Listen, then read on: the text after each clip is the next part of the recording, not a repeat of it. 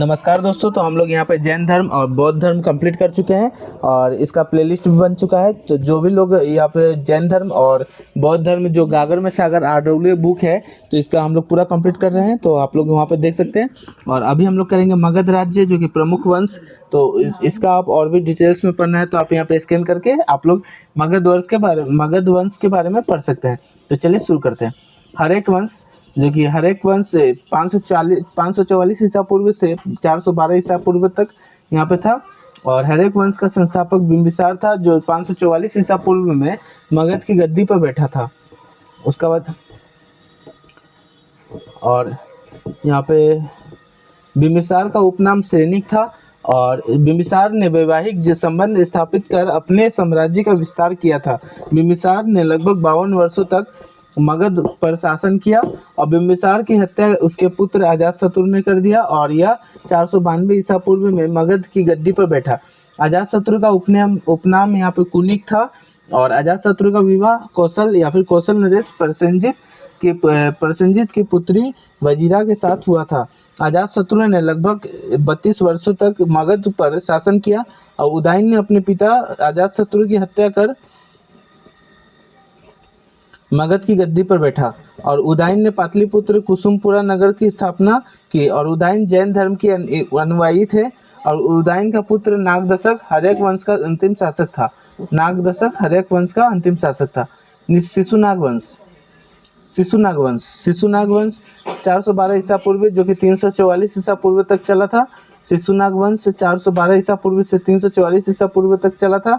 नागदशक को उसके अमात्य शिशुनाग ने गद्दी से हटाकर 412 ईसा पूर्व में शिशुनाग वंश की स्थापना की। और यहाँ पे शिशुनाग ने अपनी राजधानी वैशाली में स्थापित किया था। और शिशुनाग ने अवंती तथा वत्स राज्यों को मगध साम्राज्य में मिला लिया। और शिशुनाग का उत्तराधिकारी उसका पुत्र कालाशोक था। उसका पुत्र कालाशोक था। नंद वंश देख लेते हैं। नंद वंश 344 ईसा पूर्व से 323 ईसा पूर्व तक चला। और नंद वंश सर्वाधिक धनी राज्य एवं अपनी विशाल सेना के लिए प्रसिद्ध था। नंद वंश सर्वाधिक धनी राज्य एवं अपनी विशाल सेना के लिए प्रसिद्ध था। नंद वंश का संस्थापक महापद्मनंद था। नंद वंश का अंतिम शासक घनानंद था। घनानंद यूनानी आक्रमणकारी सिकंदर के समकालीन थे। शासनकाल मतलब समकालीन था। घनानंद को चंद्रगुप्त मौर्य युद्ध में पराजित करके मगध पर मौर्य वंश की स्थापना किया। घनानंद को चंद्रगुप्त मौर्य ने युद्ध में पराजित करके मगध पर मौर्य वंश की स्थापना किया। मौर्य वंश चंद्रगुप्त मौर्य अपने राजनीतिक गुरु कौटिल्य या फिर चाणक्य की सहायता से अंतिम नंदवंशीय शासक घनानंद को पराजित करके 322 ईसा पूर्व में मगध की गद्दी पर बैठा था। चंद्रगुप्त मौर्य ने धार्मिक गुरु का नाम भद्रबाहु तथा चंद्रगुप्त मौर्य की राजधानी पाटलिपुत्र थी। चंद्रगुप्त मौर्य को सेंद्रोकोट्टस भी कहा जाता है। चंद्रगुप्त मौर्य जैन धर्म का अनुयायी था। और मेगास्थनीज ने जो यूनानी शासक सेल्यूकस निकेटर के राजदूत था वह चंद्रगुप्त मौर्य के दरबार में भारत आया था। भारत में रहकर मेगास्थनीज ने इंडिका नामक एक पुस्तक की रचना की। और कौटिल्य जो कि चाणक्य ने राजनीति की एक प्रसिद्ध पुस्तक अर्थशास्त्र की रचना किया।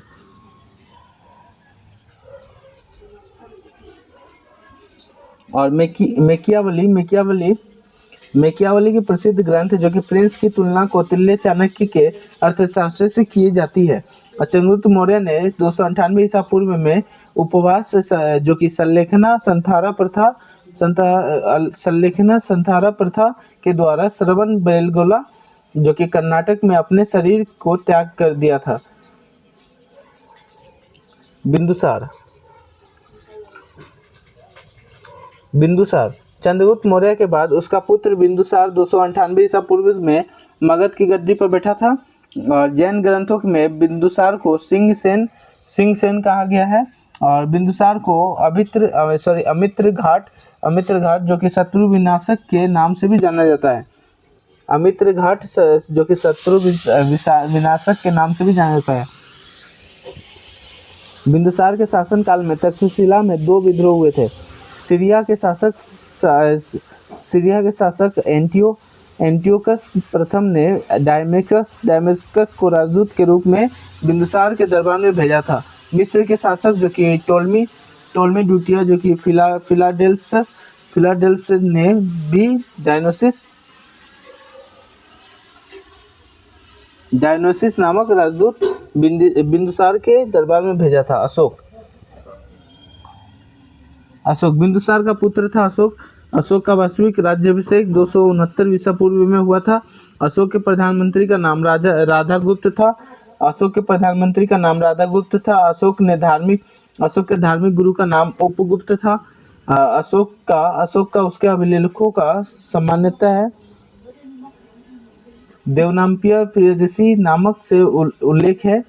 अशोक का उसके अभिलेखों का में सामान्यतः देवप्रियदर्शी नामक के उल्लेख हैं। मास्की के लघु शिलालेख में अशोक ने स्वयं को बुद्ध शाक्य कहा है। पुराणों में अशोक को अशोकवर्धन तथा दीपवंश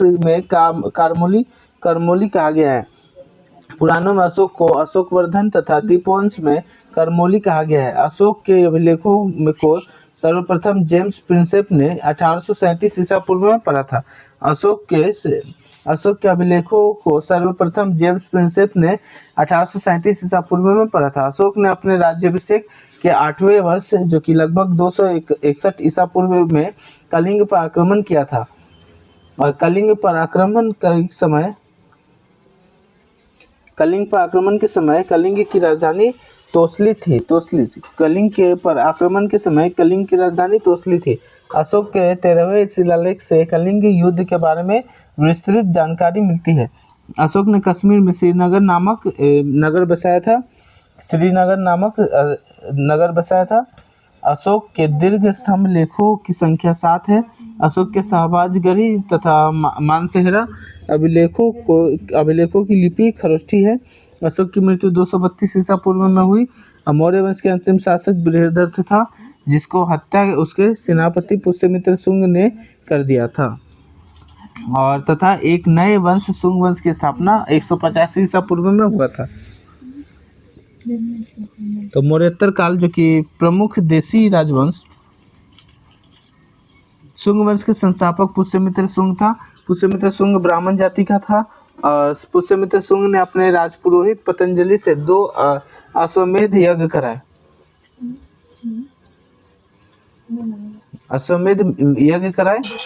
और पुष्यमित्र शुंग को कलिंग नरेश खारवेल के पराजित किया। पुष्यमित्र शुंग को कलिंग नरेश खारवेल ने पराजित किया था। कलिंग नरेश खारवेल जैन धर्म का अनुयायी था और शुंग वंश का अंतिम शासक देवभूति था। उसका बाद कण्व वंश यहाँ पे देखिए। कण्व वंश के बारे में और भी अगर डिटेल्स में पढ़ना है तो आप यहाँ पे स्कैन कर सकते हैं। तो चलिए हम लोग देखते हैं। तो देवभूति का हत्या उसके मंत्री वासुदेव ने कर दी और कण्व वंश की नींव रखी। कण्व वंश का अंतिम राजा सुशर्मन था और सुशर्मन की हत्या सिमुक ने कर दिया और सातवाहन वंश की नींव रखी। तो यहाँ पे देखिए देवभूति का हत्या उसके मंत्री वासुदेव ने कर दी और कण्व वंश की नींव रखी। कण्व वंश का अंतिम शासक यहाँ पे राजा सुशर्मा या फिर सुशर्मन था और सुशर्मन की हत्या सिमुक ने कर दी और सातवाहन वंश की नींव रखी। सातवाहन वंश के बारे में और भी अगर डिटेल्स में पढ़ना है तो आप यहाँ देख सकते हैं। तो सातवाहन वंश की राजधानी प्रतिष्ठान या फिर पैठान की थी, जो कि महाराष्ट्र राज्य के में गोदावरी नदी के किनारे स्थित है। सातवाहन वंश जो कि मातृ प्रधान था। सातवाहन वंश की राजकीय भाषा प्राकृत और लिपि ब्राह्मी थी। ब्राह्मणों की भूमि दान में देने की प्रथा प्रथा का आरंभ सातवाहन वंश के शासकों ने किया था। सातवाहन वंश का सबसे महान शासक गौतमीपुत्र सतकर्णी था और सातवाहन वंश का कार्यकाल प्राचीन भारत में किसी एक वंश के सर्वाधिक कार्यकाल है। उसका है मौर्योत्तर काल, प्रमुख विदेशी राजवंश या फिर हिंदू यूनानी। सर्वप्रथम भारत की सीमा में प्रवेश करने का श्रेय डायमेट्रियस प्रथम का था और हिंदू यूनानी शासकों में सबसे विख्यात शासक मिनांदर था। बौद्ध साहित्य में मिनांदर को मिलिंद कहा गया है और बौद्ध ग्रंथ में मिलिंद पन्नों के में बौद्ध भिक्षु नागसेन तथा मिनांदर के बीच वाद विवाद के उल्लेख मिलता है। भारत में एक नवीन शैली जो कि हेलेनिस्टिक कला हिंद यूनानी के द्वारा चलाई गई थी और भारतीय रंगमंच में यौनिका पर्दे का प्रचलन भी हिंद यूनानियों के द्वारा किया गया था। शक वंश, तो शक वंश के बारे में अगर और भी डिटेल से पढ़ना है तो यहाँ पे आप देख सकते हैं। तो शक मूलतः मध्य एशिया के निवासी थे। शक भारत में बोलने दरे से आए थे और बोलन दरे से आए थे और प्रथम शक राजा जो कि मोगा तक्षशिला के प्रमुख शासकों में से एक था और शकों का सबसे प्रतापी राजा रुद्रदमन प्रथम था और जिसका शासन गुजरात के एक बड़े भूभाग पर था। रुद्रदमन प्रथम संस्कृत भाषा की बहुत बड़ा प्रेमी था और रुद्रदमन प्रथम ने सुदर्शन झील जो कि गुजरात का जीर्णोद्धार किया था। जीर्णोद्धार किया था। रुद्रदमन प्रथम ने विशुद्ध संस्कृत भाषा में सबसे पहले जूनागढ़ अभिलेख जारी किया था।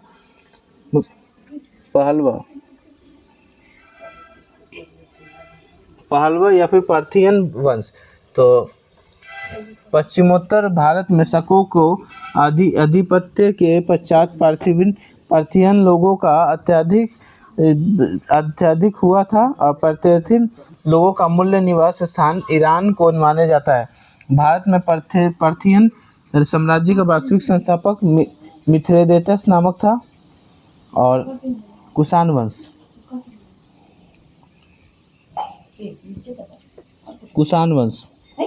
पल्लवों के बाद में कुषाण आए जो यूची या तेखारी भी कहलाते थे। भारत में कुषाण वंश की स्थापना कुजुल कटफिसस ने 15 ईस्वी में किया था। भारत में कुषाण शक्ति का वास्तविक संस्थापक वीम कटफिसस था। कुषाण वंश का सबसे महान शासक कनिष्क था। कनिष्क का उपनाम द्वितीय अशोक था। कनिष्क ने 78 ईसा पूर्व में गद्दी में पर बैठने का समय एवं संवत चलाया था जो कि शक्य वंश संवत कहलाता है। कनिष्क बौद्ध धर्म के महायान संप्रदाय के अनुयायी था। कनिष्क ने कश्मीर विजय के बाद वहाँ कनिष्कपुर नगर बसाया था। कनिष्क के दरबार में चरक या फिर राजवैद्य रहता था जिसने चरक संहिता लिखी। कनिष्क की राजकवि अश्वघोष था जिसने बुद्ध चरित नामक बौद्ध ग्रंथ लिखा। कनिष्क के दरबार में नागार्जुन, वासुमित्र, पार्श्व जैसे विद्वान भी रहते थे। कुषाण वंश के अंतिम शासक वासुदेव द्वितीय था। गुप्त वंश, तो गुप्त वंश के बारे में अगर और भी पढ़ना है तो आप यहाँ पे स्कैन कर सकते हैं। तो गुप्त वंश का संस्थापक श्रीगुप्त था जिसने महाराज की उपाधि धारण की थी। चंद्रगुप्त प्रथम को गुप्त वंश का वास्तविक संस्थापक माना जाता है। चंद्रगुप्त प्रथम की राज्याभिषेक की तिथि 319 ईस्वी है। इसे गुप्त संवत के नाम से माना जाता है। गुप्त संवत को चंद्रगुप्त प्रथम ने चलाया था। चंद्रगुप्त प्रथम ने महाराज धीराज की उपाधि धारण किया था। चंद्रगुप्त प्रथम ने लिच्छवी राजकुमारी कुमार देवी से विवाह करके अपनी राजनीतिक शक्ति में वृद्धि की थी। और यहाँ पे चंद्रगुप्त प्रथम गुप्त शासकों में पहला ऐसा शासक था जिसने चांदी के सिक्के चलाए थे। समुद्रगुप्त प्रथम का उत्तराधिकारी समुद्रगुप्त था, इसलिए प्रसिद्ध इतिहासकार विसेंट स्मिथ के द्वारा समुद्रगुप्त को भारत का नेपोलियन कहा जाता है। और समुद्रगुप्त को दोबारा दरबारी कवि हरिसेन प्रयाग प्रशस्ति लेख के 7वें श्लोक में समुद्रगुप्त को विजय अभियानों का उल्लेख करता है। समुद्रगुप्त के सिक्कों पर मुद्रित अप्रतिरथ व्याघ्र क्रमांक जैसे नामक उसके जीवन गौरवमय और जीवन चरित्र का स्पष्ट साक्ष्य प्रस्तुत करते हैं। और चंद्रगुप्त को उसके सिक्कों पर वीणा बजाते हुए चित्रित किया गया है। चंद्रगुप्त को कविराज की उपाधि भी प्रदान की गई थी। समुद्रगुप्त को विजेता होने के साथ साथ एक कवि, संगीतज्ञ और विधा का संस्थापक विधा का संरक्षण भी था। चंद्रगुप्त द्वितीय को शिकारी नाम से भी जाना जाता था। और शकों पर विजय के उपरांत ही चंद्रगुप्त द्वितीय ने विक्रमादित्य की उपाधि धारण की थी। शकों पर विजय उपलक्ष्य में चंद्रगुप्त द्वितीय ने चांदी के सिक्के चलाए और दिल्ली में कुतुब मीनार में स्थित यह लौह स्तंभ का निर्माण चंद्रगुप्त द्वितीय ने करवाया था। चंद्रगुप्त द्वितीय ने नाग राजकुमारी कुबेर नागा के साथ विवाह करके नागवंश के साथ विवाह संबंध स्थापित किए। और चंद्रगुप्त द्वितीय ने अपनी पुत्र प्रभावती का विवाह वाकाटक वंश के राजा रुद्रसेन द्वितीय के साथ किया। चंद्रगुप्त द्वितीय ने दरबार में 9 विद्वानों की एक मंडली निवास करती थी जिन्हें नवरत्न कहा गया है। इसमें कालिदास, धन्वंतरि, छपनक, अमर सिंह, शंकु, वेताल भट्ट, घटक पर और वराहमिहिर एवं वररुचि जैसे विद्वान थे।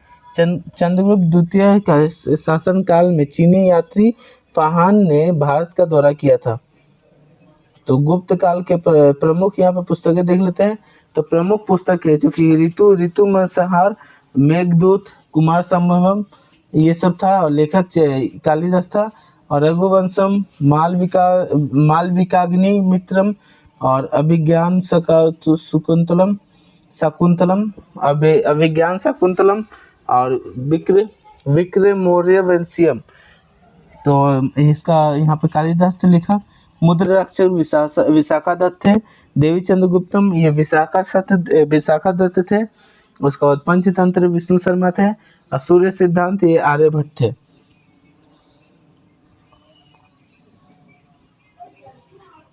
गुर्जर प्रतिहार वंश। तो मिहिर भोज की ग्वालियर प्रशस्ति में प्रतिहारों ने स्वयं और मर्यादा पुरुषोत्तम राम के अनुज लक्ष्मण का वंशज बताया है। गुर्जर प्रतिहार वंश की स्थापना हरिश्चंद्र नामक राजा ने किया था। और गुर्जर प्रतिहार वंश का प्रथम वास्तविक महत्वपूर्ण शासक नागभट्ट प्रथम को बताया गया है। मिहिर भोज प्रथम जो कि 836 से 885 ईसा पूर्व में इस वंश के प्रतापी शासक था। मिहिर भोज ने राष्ट्रकूट शासन कृष्ण द्वितीय को हराकर मालवा प्राप्त किया था। मिहिर भोज वैष्णव धर्म के अनुयायी थे। मिहिर भोज के बाद उसके पुत्र महेंद्र पाल प्रथम 885 ईसा पूर्व से 910 ईसा पूर्व ने शासन किया था। गुर्जर प्रतिहार वंश का अंतिम शासक यशपाल था। तो हम लोग यहाँ पे कंप्लीट कर चुके हैं ये। तो अभी हम लोग कितना 19 मिनट का वीडियो होने वाला है। तो आशा करता हूँ आपको ये वीडियो समझ में आ गया। वो वीडियो समझ में आया तो वीडियो को लाइक करें, चैनल को सब्सक्राइब करें। फिर मिलता है अगली वीडियो में। जय हिंद।